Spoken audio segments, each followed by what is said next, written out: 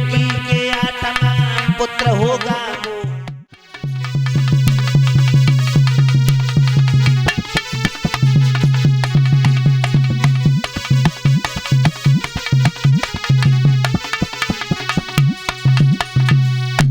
इधर श्रोताओं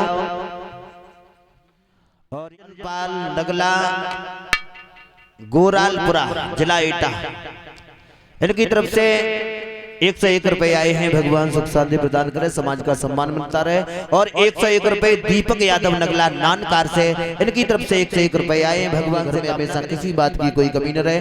51 रुपए अजेंद्र यादव नानकार से ये भी 51 रुपए दे रहे हैं। भगवान सुख शांति प्रदान करे, भैया को हमेशा खुशियां मिलती रहे। और 50 रुपए मुन्ना लाल आसलपुर के रहने वाले इनकी तरफ से 51 रुपए आए हैं। इधर श्रोताओं ये सुना तो रोक लिया और कहा बहन देख लिया, अपने तलवार को हाथ में निकाल लिया, केस पकड़े नीचे खींच लिया।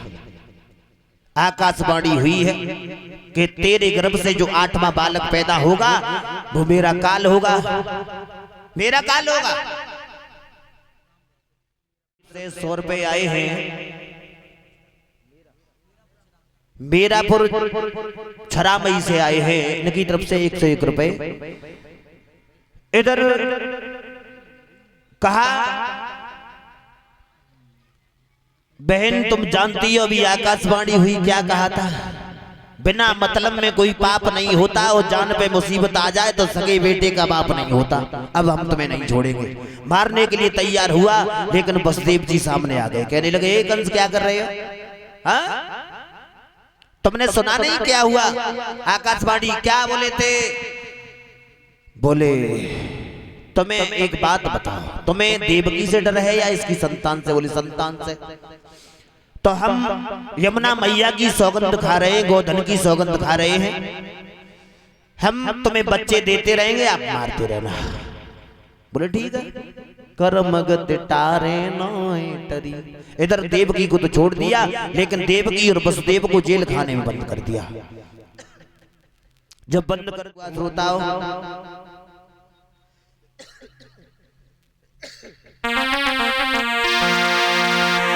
अरे जगमग जगमग होए जेल में जोरी दरोरे दियो।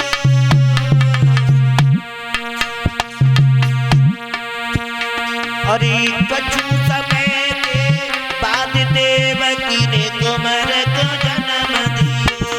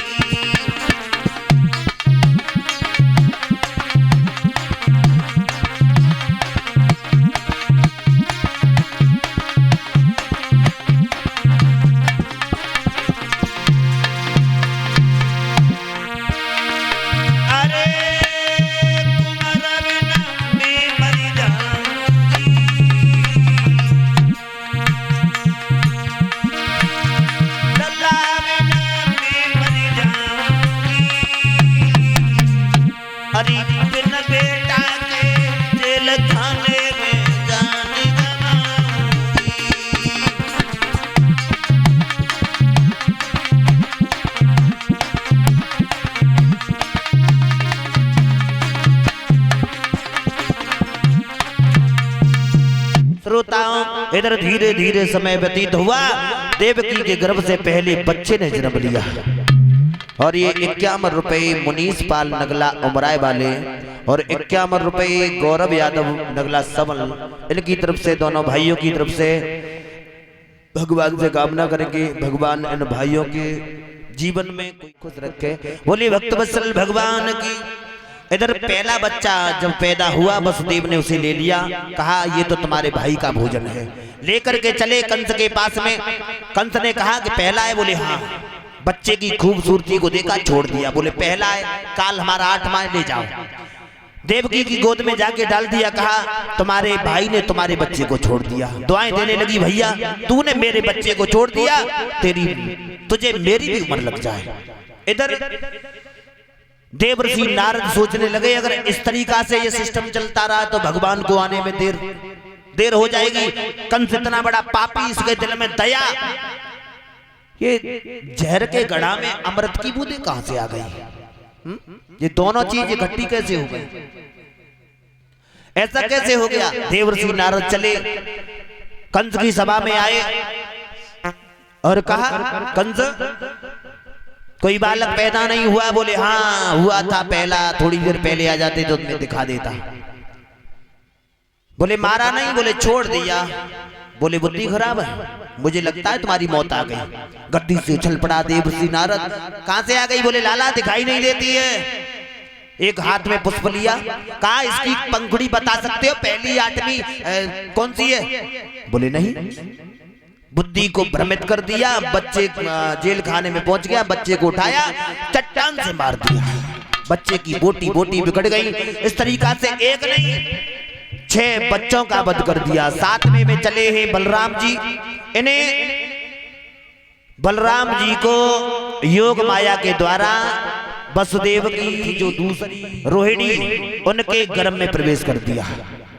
जब इनके गर्भ में प्रवेश कर दिया, इधर 8वें में चले हैं स्वयं भगवान।